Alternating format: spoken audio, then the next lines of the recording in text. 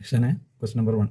If alpha and beta are the zeros of polynomial 3x square plus 6x plus k such that alpha plus beta equal to minus 2 by 3, then the value of k is, ഇവിടെ തന്നിരിക്കുന്ന ഒരു polynomial p of x തന്നിട്ടുണ്ട്, p of x 3x square plus 6x plus k. രണ്ടാമത്തെ കണ്ടീഷനാണ് alpha plus beta equal to minus 2 by 3 തന്നിട്ടുണ്ട്. നമുക്ക് കണ്ടുപിടിക്കേണ്ടത് k equal to എത്രയാണ് കണ്ടുപിടിക്കും. Compare the given polynomial p of x with standard equation ax square plus bx plus c.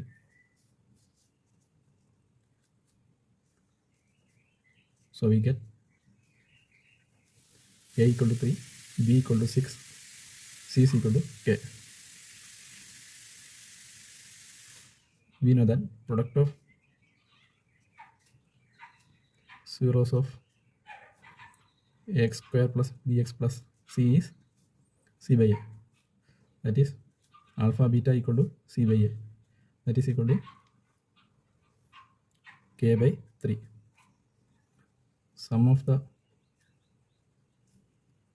zeros of ax square plus bx plus c is minus d by a. That is alpha plus beta equal to minus d by a.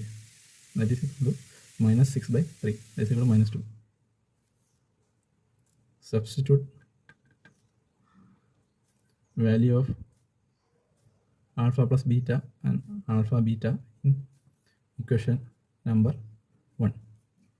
That is alpha plus beta equal to minus 2 by 3.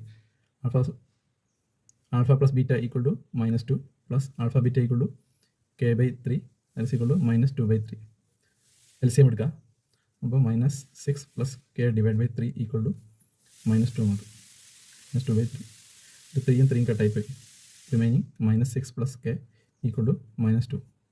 Therefore k equal to 6 minus 2. That is equal to 4.